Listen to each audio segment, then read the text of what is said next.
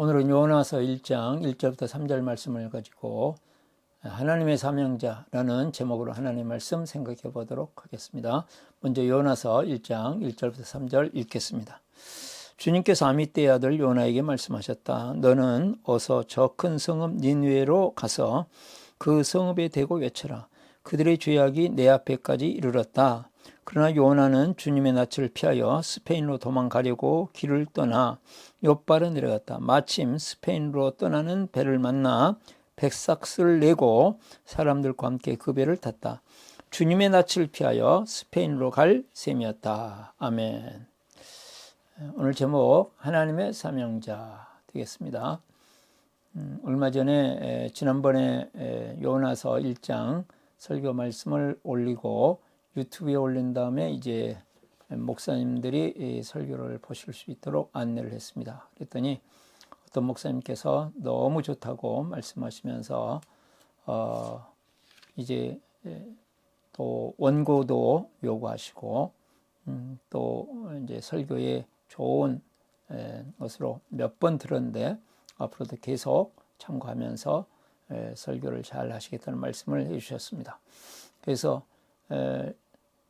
제가 설교를 올리다가 안 올리니 꽤 됐는데 목적은 이제 우리 목사님들에게 복음 중심 적용형 설교가 무엇인지 좀 알려드리는 잘 하지는 못하지만 그래도 이제 샘플로 그다음에 또 우리 성도들이 계속해서 하나님 말씀을 들을 수 있도록 하기 위해서 이렇게 만들었습니다.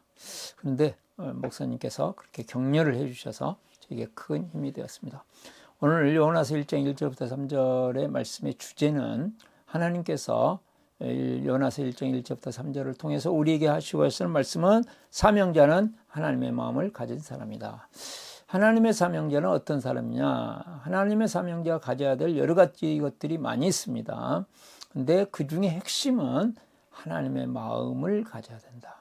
하나님의 마음을 가지는 것이 가장 중요하다 하는 말씀이 되겠습니다. 하나님의 사명자를 다른 말로 하면 부르심을 받은 사람이다 이렇게 말할 수 있겠죠. 모든 신자는 하나님의 부르심을 받아서 하나님의 자녀가 되었습니다. 하나님의 자녀가 된 사람은 영생을 얻었고 하나님의 은혜 안에 살고 영원한 생명을 누리면서 살게 되어 있습니다. 그렇기 때문에 하나님의 자녀가 된 사람은 역시 세상을 향해서 나가야 되는 하나님의 사명자로 하나님께서 부르셨다. 하나님의 자녀는 하나님의 사명자이다. 그런데 하나님의 사명자가 가져야 될 가장 중요한 것이 뭐라고 그랬습니까? 하나님의 마음이다. 왜냐하면 하나님께서는 하나님의 사명자들에게 메시지를 주십니다. 그 메시지의 핵심은 십자가 부활의 복음입니다. 십자가 부활의 복음이 가지고 있는 우리에게 주어진 것이 뭡니까? 하나님이 우리를 요한복음 3장 16절에 있는 말씀처럼 사랑하시고 생명을 주시려고 하는 그런 마음이다 하는 하나님의 마음을 우리가 가지고 있어야 된다 그런 말씀이죠. 하나님께서는 요나서를 통해서는 특별히 어떤 하나님의 마음인가? 이 요나서의 전문가이신 마크 푸타토 이 박사께서 말씀을 하시기를 요나서는 하나님의 긍휼을 우리에게 보여줄 뿐만 아니라 그들에게도 보여준다 이렇게 말씀을 했습니다. 그 말씀은 하나님께서는 이스라엘 백성들도 긍휼히 여기시고 그 다음에 요나도 긍휼히 여기시고 니느웨 백성도 긍휼히 여기신다 하는 말씀이 되겠습니다. 오늘 요나서 1장 1절부터 3절 우리가 이제 잘 알고 있는 말씀인데 요나 선지자가 하나님의 말씀을 받았지만 그러면 이제 하나님의 낯을 피해서 도망가는 장면입니다. 그것이 지금 1장 1절부터 3절 말씀입니다. 요나 선지자는 760년대경 북왕국 여로보암 2세 때 활동했던 선지자인 것을 열왕기하 14장 23절부터 28절 말씀을 보면 나와 있습니다. 이때에 이스라엘이 앞으로 번영할 것이라는 요나 선지자 예언이 있었고 그 예언대로 요나 선지자의 말씀대로 이제 이스라엘은 정말 번영했습니다. 그때 당시에 남왕국 북왕국 다 번역을 해서 솔로몬 시대 때 가장 많은 영토를 가지고 있었는데 거의 다 회복한 그러한 번영을 누렸습니다. 요나 선지자의 말씀이 그대로 이루어진 것이죠. 그런데 하나님께서 다시 요나에게 말씀하신, 이제는 이스라엘이 아닌 이스라엘이 가장 두려워하고 가장 싫어하는 적국 아수리의 큰 성읍 니느웨에 가서 하나님의 메시지를 전하라. 그러고 외칩니다. 말씀하십니다. 그 하나님의 메시지는 바로 니느웨가 멸망할 것이다. 니느웨가 멸망할 것이라고 말씀을 전할 때는 회개하고 돌아오면 하나님께서 회복시켜 줄 것이다 하는 것이죠. 이것을 요나는 잘 알고 있습니다. 그렇기 때문에 지금 적국이 망해야 되는데 회개하고 돌아오면 어떻게 되냐? 그냥 죄악이 가득한 이 니느웨 성이 하나님의 멸망을 받아가지고 그냥 망해버려야 이스라엘 나라 계속 번영할 수 있고 편안할 수 있고 더 번영해 갈 수 있을 텐데, 아수르 제국이 지금 멸망하지 않는 이런 일은 있어서는 안 된다, 그렇게 생각을 한 것이죠. 그래서 어떻게든지 하나님 말씀을 외치지 않기 위해서 이제 스페인으로 도망을 갑니다. 그 가장 큰 이유가 어디에 있을까요? 하나님은 사랑의 하나님이시고 그 사랑의 하나님의 가장 밑바탕에는 하나님의 긍휼이라는 게 있습니다. 그런데 요나는 하나님의 긍휼이 마음이 없는 거죠. 지금 자기 계산에서 이익이 되느냐 안 되느냐 이건 있어요. 그런데 멸망당하고 지금 죽게 돼 있는 수많은 사람들을 불쌍히 여기는 마음은 없습니다. 저 사람들이 멸망하게 돼 있구나. 저들이 어떻게 하면 저 멸망에서 벗어날 수 있을까? 그래서 내가 도와줄 일이 무엇인가? 내가 이들을 위해서 뭘 기도해 줄까? 그런 마음이 전혀 없는 거죠.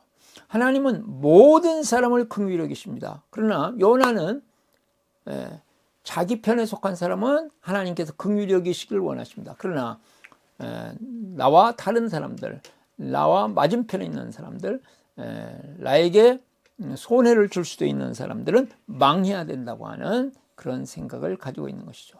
그것은 일반적인 사람들이 다 가지고 있는 그런 마음이었습니다. 그러나 하나님의 사명자만은 하나님의 마음인 하나님의 긍휼의 마음을 품고 있어야 된다, 그런 말씀이 되겠습니다. 1절 말씀을 보시면 주님께서 아미떼의 아들 요나에게 말씀하셨다. 하나님께서 요나에게 찾아와 말씀하셨습니다. 선지자에게 하나님께서 말씀을 주실 때는 하나님의 어떠한 알 수 없는 큰 우주적인 계획 속에서 말씀을 주십니다. 그렇다면 요나에게는 하나님의 원대한 계획과 뜻을 이루는 데 쓰임받는 정말로 좋은 기회요, 위대한 기회요, 하나님께서 특별히 많은 사람들 중에 요나를 뽑아서 가장 어려운 지역인 아수르 제국에 가서 니느웨 성에 가서 하나님의 메시지를 전하라고 하는 큰 특권입니다.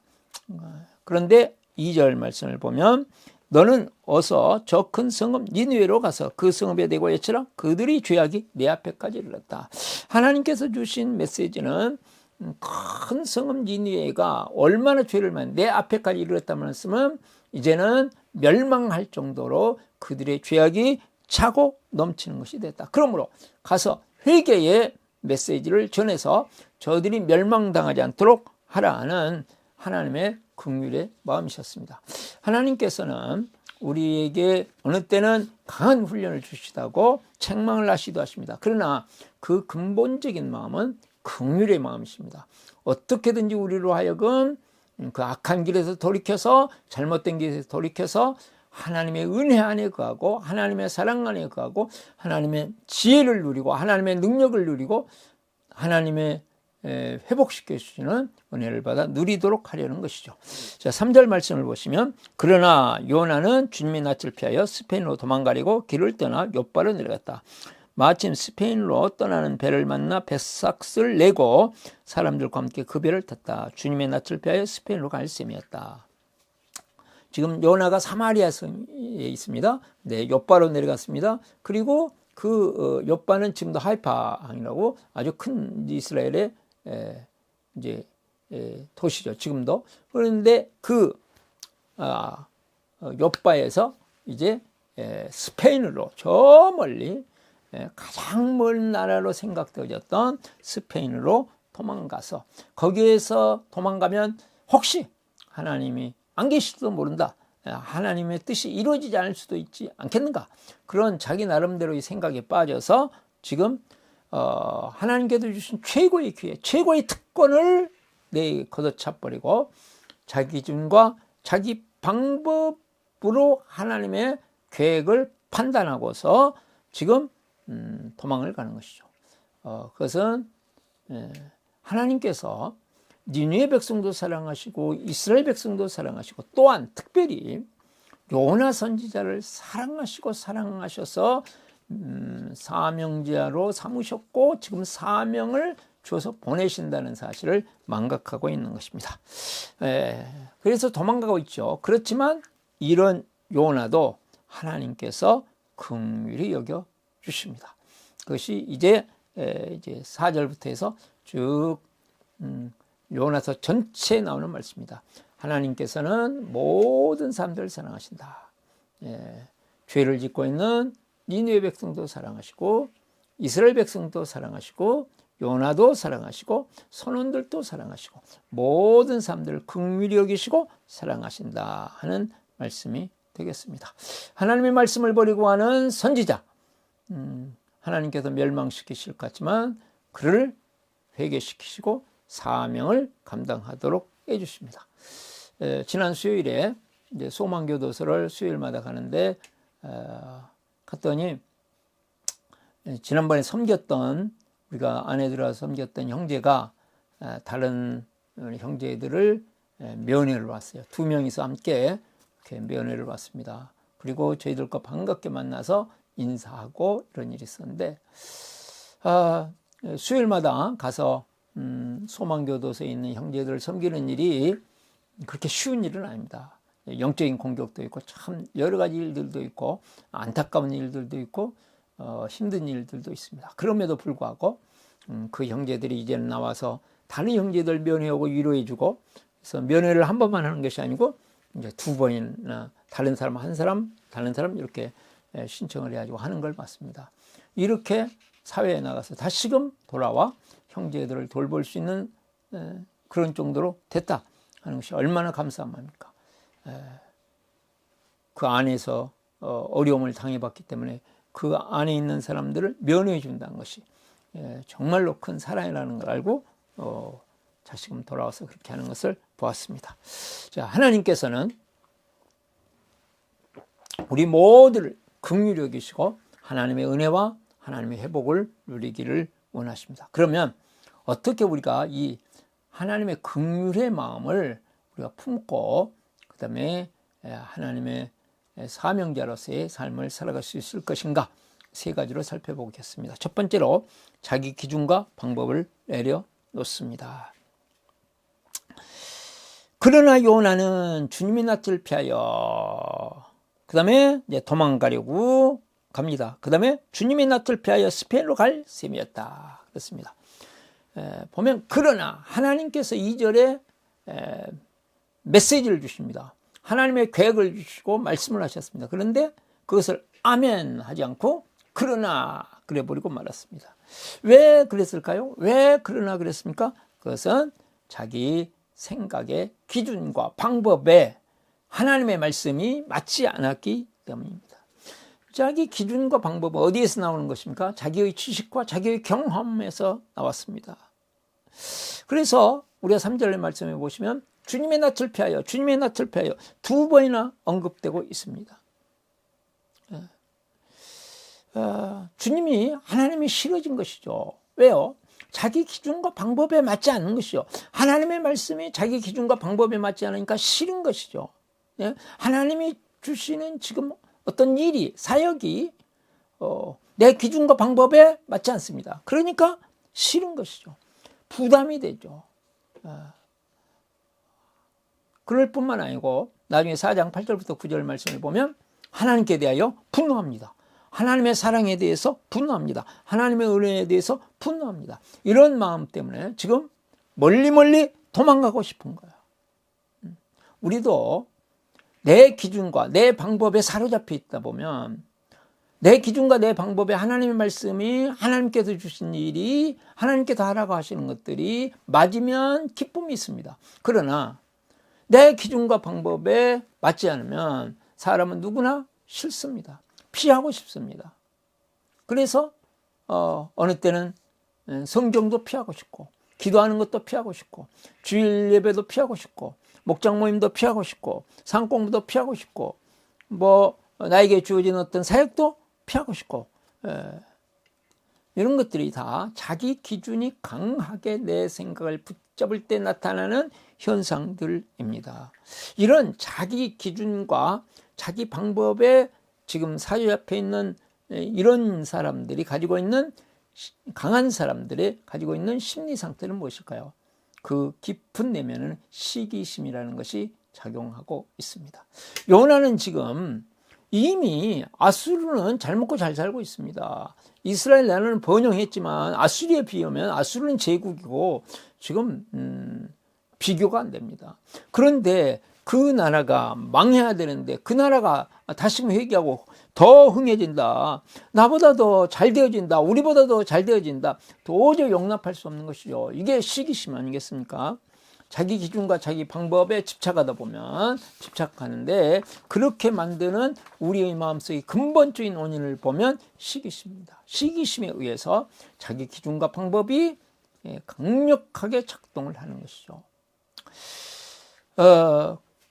이 자기 기준과 방법을 내려놓기 우리가 어려운 이유는 내가 배운 지식과 경험의 결실이 자기 기준과 방법이기 때문에 그렇습니다. 그래서 자기 기준과 자기 방법을 내려놓으면 공허해집니다. 혼란스러워집니다. 그리고 자기도 모르게 본능적으로 자기 기준과 방법을 내려놓으면 자기가 사라진다고 생각되어지고 무시당한다고 생각하고 짓밟힌다고 생각을 합니다. 그래서 이것을 극복하기가 쉽지 않은 것이죠. 그러나 자기 기준과 자기 방법을 고수하다 보면 요나처럼 주님의 낯을 피하고 싶은 거죠. 그 하나님은 긍휼이 많으시고 은혜를 주시고 생명을 주시고 풍성히 주시는 하나님이심에도 불구하고 우리에게 참된 인생을 회복하고 인간다운 삶을 살 수 있도록 하나님의 말씀을 주심에도 불구하고 하나님의 말씀이 싫어지고 하나님의 말씀이 거부되어지고 하나님이 원망스럽고 그러면서 점점 하나님으로부터 멀어져 가는 것이죠. 자기 기준과 방법은 우선은 자기 나름대로 멋있는 삶을 살고 있는 그런 착각을 불러일으키기도 합니다. 그러나 결국은 우리의 삶을 하나님으로부터 멀어지게 하면서 하나님께서 주시려 하는 풍성하고 위대한 삶을 전혀 살지 못하는 것이죠.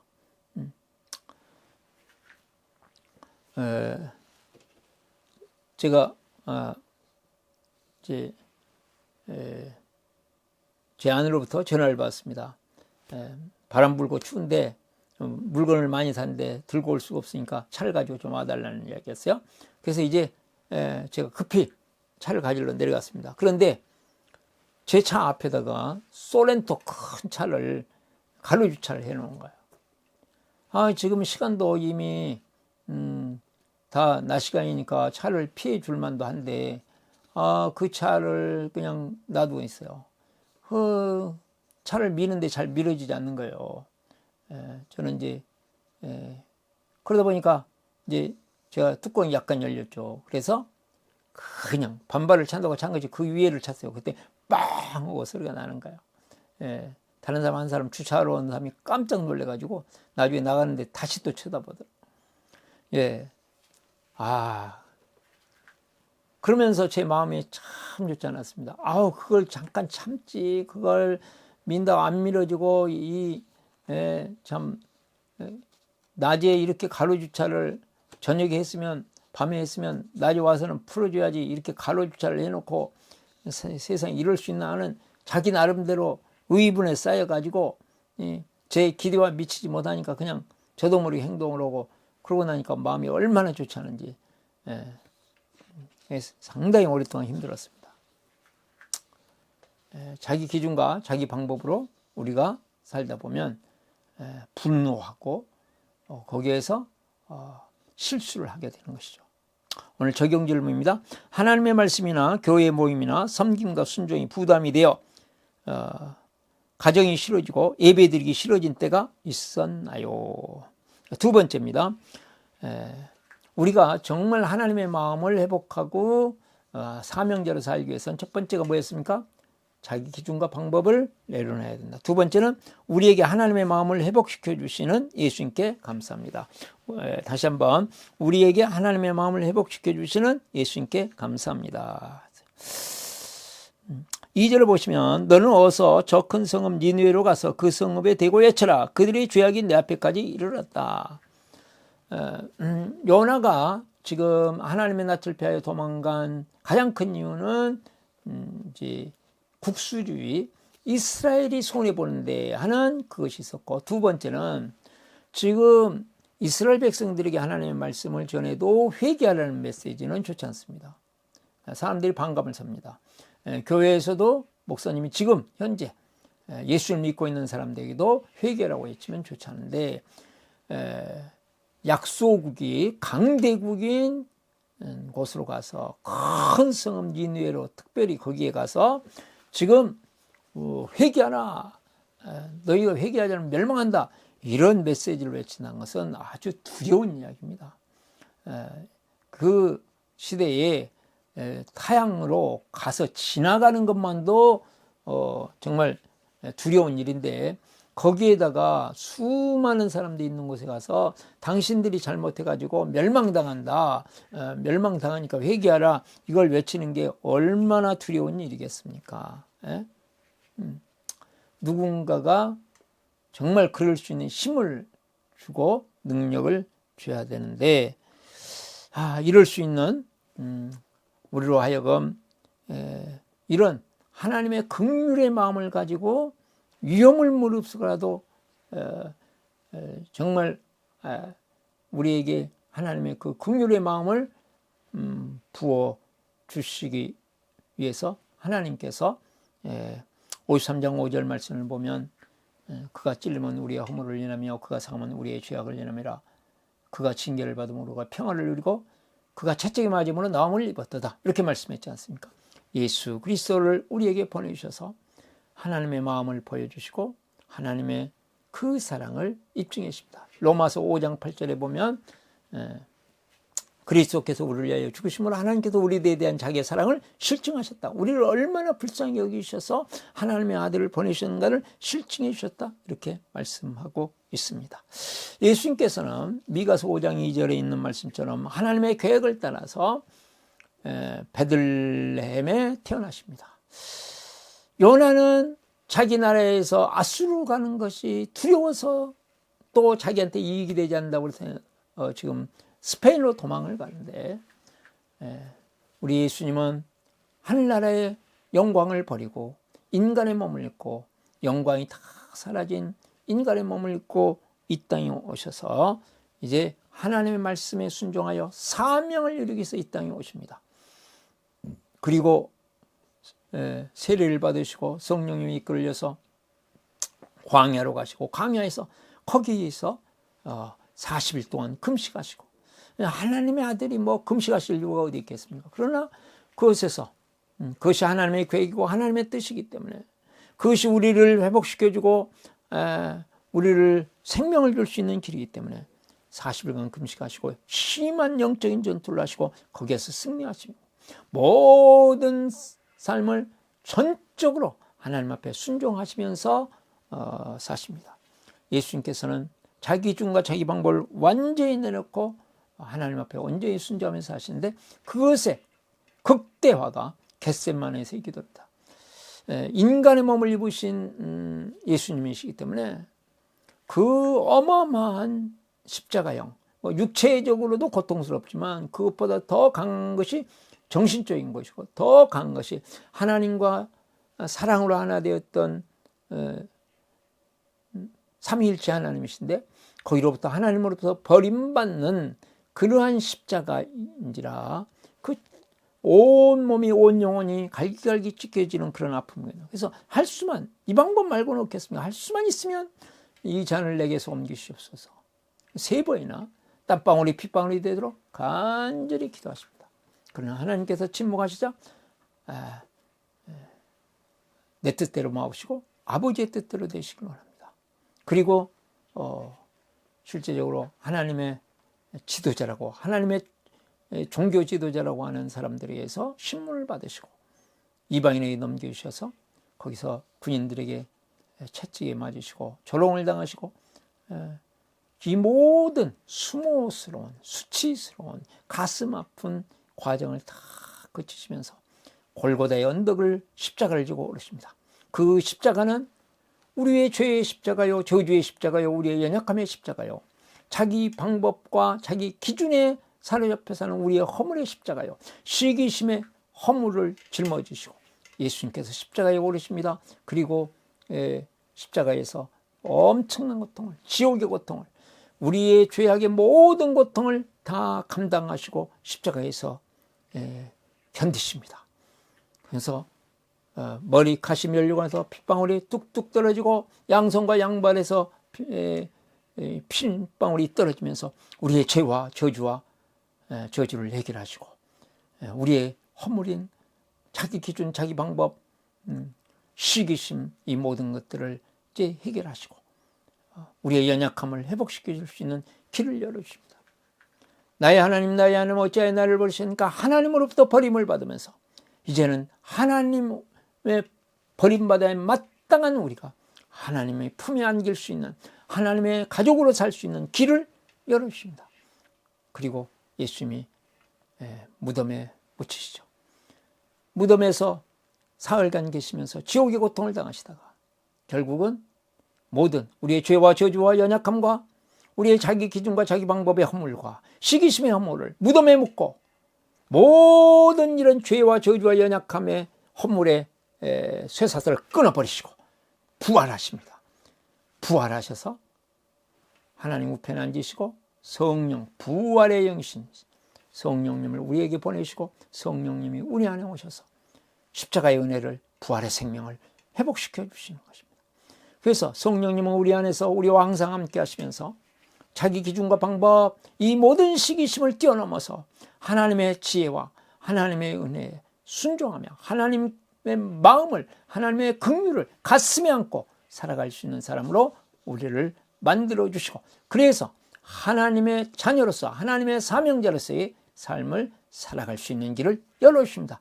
이렇게 인간으로서는, 우리로서는 해결할 수 없는 길을 열어주신 이 위대하신 예수님을 우리는 늘 감사하면서 사는 것이 당연한 것이고, 그 감사하는 삶의 신앙생활이 우리의 가장 중요한 기본이 되겠습니다.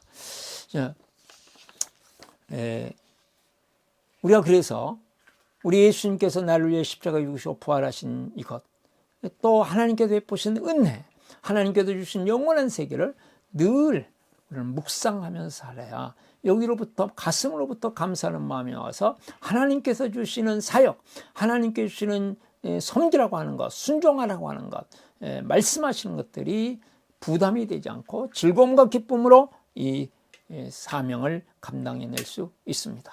저는 그래서 종종 목사님들의 설교도 듣고 또 교수님들의 강의도 듣고 그러는데, 특별히 제가 김추성 교수님이라고 제가 졸업한 합신 신약학 교수이신 요한계시록을 전공하신 김추성 교수님 이제 설교를 듣게 됐습니다.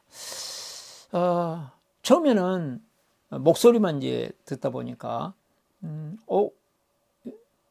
그냥 일반 좀 독특한 목사님인가 그렇게 생각할 정도로 하나님의 나라에 대해서, 새 예루살렘에 대한 설교를 하시면서 하나님의 나라의 장소를 강조하셨습니다.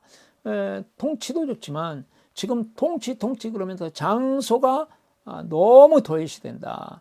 하나님의 통치가 중요할 뿐만 아니라 하나님의 나라는, 영원한 하나님의 나라는 장소다. 장소 개념을 빼버리면 이거는 정말로 위험한 것이다 하면서 막 열변을 토하셨습니다. 그리고 마지막으로 이제 예화로서 당신의 우리 교수님의 아버지께서 돌아가실 때 하나님께서 영원한 천국을 보여주시고 그 영광 중에 부인과 자녀들을 놔두고 돌아가시면서 기쁨으로 기대하는 마음을 가지고 영원한 천국에 대한 막 소망으로 불타오른 가운데 이 세상을 떠나시는 간증을 하시는 것을 보았습니다. 그렇습니다. 우리는 종종 그 교수님의 강의를 듣고 가슴이 뜨거워진 것을 느꼈습니다. 우리는 십자가를 묵상하고 부활을 묵상하고 하나님 말씀을 묵상하고 좋은 말씀을 늘 종종 들으면서 영원한 하나님의 나라, 또 우리에게 주시는 하나님이 얼마나 우리를 사랑하시는지, 우리를 위해서 얼마나 그 큰 은혜를 베푸시는지 우리의 마음속에 다시금 불러일으키는 일이 필요하다고 생각합니다. 적용 질문입니다. 일주일 동안 십자가의 은혜와 부활의 생명을 몇 번이나 묵상하시렵니까? 습니다. 자, 우리가 하나님의 마음을 회복하는 진정한 사명자의 삶을, 기쁨으로 사역을 감당하는 사명자의 삶을 살려면 첫 번째, 자기 기준을 내려놔야 된다 그랬고요. 두 번째는 우리에게 하나님의 마음을 회복시켜 주시는 예수님께 감사해야 된다 했고요. 세 번째는 하나님의 마음이 없는 사람들을 섬깁니다. 그렇습니다. 하나님께서 요나에게 니느웨로 가서 하나님의 말씀을 외쳐라 그랬습니다. 니느웨에 있는 사람들은 버림받아 마땅한 사람입니다. 얼마나 죄를 지었어요. 이방인이라고 하나님께서 다 죄 벌 주시는 게 아니잖아요. 지금 멸망시킬 수밖에 없을 정도로 하나님 앞에 죄악이 올라왔다. 엄청나다. 그 니느웨 백성들에게 가라고 하시죠. 그리고 외치라고 하시죠. 또한 우리 주위에는 이렇게 누가 봐도 악한 사람일 뿐만 아니라 착한 것 같고 선한 것 같은데 참 종교인으로서 부담 없는 신앙생활을 하는 사람들, 여기 하나님의 마음이 없는 사람들, 부담 없이 신앙생활을 하는 사람들 우리 주위에 있습니다. 자기의 기준을 딱 세워놓고 자기 기준에 맞으면 뭐 너무 좋다, 뭐 은혜롭다, 그리고 자기 기준과 맞지 않으면 수용하고 받아들이지 못하는 이런 신앙생활, 이런 사람들을 봤을 때 우리는 정죄하지 않고 하나님의 긍휼의 마음을 가지고, 그들도 하나님의 은혜를 받은 사람이고 하나님의 긍휼이 필요한 사람이기 때문에 하나님의 긍휼을 보여주고 하나님의 은혜를 보여주고 하나님의 넓은 마음을 보여주고 하나님께서 얼마나 사랑하시는가를 보여줘야 돼요. 우리의 가정에서, 우리의 직장에서, 우리 교회 안에서, 우리 주위에 정말 하나님의 마음이 무엇인지 모르고 살아가는 수많은 사람들이 있습니다. 그 중에 우리가 일주일에 한 사람이라도, 두 사람이라도 우리가 정해서 하나님의 마음을 가지고 섬겨줘서 하나님의 마음이 무엇인지, 하나님의 긍휼의 여기심이 무엇인지를 우리가 보여줄 필요가 있다는 말씀이 되겠습니다. 제가 지난 수요일 날 이제 우리 소망교도 형제들, 제가 맡은 팀이 8명인데 8명과 같이 행복한 삶을 했습니다. 행복한 삶은 이제 정보 전달하는 것, 가르쳐 주는 것은 20%에 불과하고 마음의 대화를 통해서 계속 대화를 하는 것이 핵심입니다. 그래서 이제 다른 여러 참 유명한 교회 팀들이 들어왔는데 지금은 이제 너무 이 형제들하고 맞지 않아서 많이 나가고 저희는 이제 계속해서 이 사역을 하고 있습니다. 그런데 질문 중에 기독교 신자 중에서 나에게 감동을 준 어떤 사람이 있나요? 하는 질문이었습니다. 그런데 거기에 있는 8명의 형제 중에서 2사람이 전 이제 별로 없었고요. 목사님이십니다. 목사님을 통해서 정말 지금 감동을 받고 있습니다. 그런 얘기를 들었습니다. 참 감사했습니다.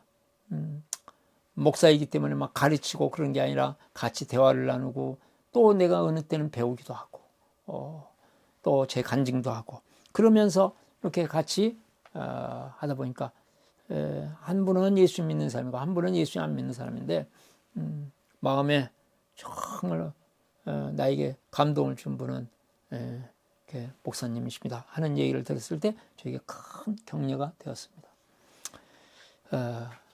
우리 주위에 참 어떤 사람이든지 하나님의 마음이 무엇인지를 모르고 살아가는 그런 사람들을 봤을 때 그들에게 하나님의 마음을 가지고 하나님의 긍휼을 가지고 이것이 하나님의 마음이고 이것이 하나님의 긍휼에 불쌍히 여기시는 마음이라는 것을 이렇게 보여줄 수 있는 은혜가 있기를 바랍니다. 적용 질문입니다. 자기 고집이 센 사람을 일주일 동안 어떻게 섬기실 것인가요? 그렇습니다. 하나님께서는 하나님의 마음을 가지고 하나님의 사명을 가지고 살기를 원하십니다. 그런데 하나님의 사명을 우리가 하나님의 사역을 감당해 갈 때 금방 열매가 있으면 얼마나 좋겠습니까? 그러나 그렇지 않더라도 꾸준히 할 때 하나님께서 은혜를 주신다고 생각합니다. 제가 이제 가족 목장을 이렇게 모이면서 처음에 우리 손자 하담이가 4살인데 잘 이렇게 가족 목장장 왔다 갔다 오고 막 어느 때는 싫어하기도 하고 막 그랬어요. 그럼에도 불구하고 이제 계속 가족끼리 서로 감사하기도 하고 그랬는데 지난 화요일 날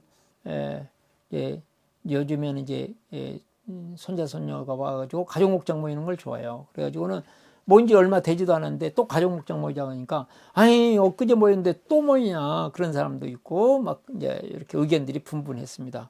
그래서 결국 이제 그러면 이번에는 좀 뛰어넘자. 그러니까 우리 하담이가 혼자 앉아서 할머니에 대한 감사, 고모에 대한 감사, 누나에 대한 감사, 아빠에 대한 감사, 자기 혼자 꾸준히 이렇게 혼자서 그냥 또 듣든지 말든지 자기 나름대로 그냥 감사한 것을 이렇게 했다는 이야기를 들었습니다. 저는 그때 밖에 나가지고 없을 때 그러니까 우선 막 이렇게 좀 안 되는 경우도 있고 또 실패하는 경우도 있고 어느 때는 막 울 경우도 있고 안타까운 경우도 있지만 꾸준히 정말 이 시대에 필요한 가족 목장을 모여서 이렇게 할 때에 손자 손녀들이 점점 변화되고 좋아지고 새로워지는 것을 이렇게 봅니다. 하나님께서는 우리를 향하신 마음이 긍휼의 마음이십니다. 정죄의 마음이 아니고 심판의 마음이 아니고 긍휼의 마음으로 우리를 함께 하시고 예수님께서는 그 긍휼의 마음이 우리에게 임하도록 십자가와 부활을 통해서 이것을 이루셨습니다. 그리고 성령께서는 우리 마음속에 찾아오셔서 오늘도 우리와 함께 하시면서 하나님의 긍휼을 부어주실 것입니다. 한 주간 동안 하나님께서 얼마나 우리를 불쌍히 여기시고 우리에게 은혜 주시기를 원하시는지를 경험하는 한 주간이 될 수 있기를 바랍니다. 기도하겠습니다. 살아계시고 은혜 많으신 하나님 아버지 은혜를 감사합니다. 하나님께서 우리를 향하신 마음이 긍휼인 것에 대해서 감사합니다. 니느웨 백성 멸망받아야 당연하다고 생각했던 니느웨 백성도 긍휼히 여기셨고 하나님의 사명을 저버리는 요나도 긍휼히 여기셨고 이스라엘 백성들도 긍휼히 여기신 우리 하나님 모든 사람을 긍휼히 여기시는 하나님의 이 은혜의 마음이 우리에게 느껴지게 하시고 한 주간 동안 하나님의 긍휼을 감사하고 기뻐하며 살아가는 저희의 삶이 되게 하여 주시옵소서. 예수 그리스도의 이름으로 기도드리옵나이다. 아멘.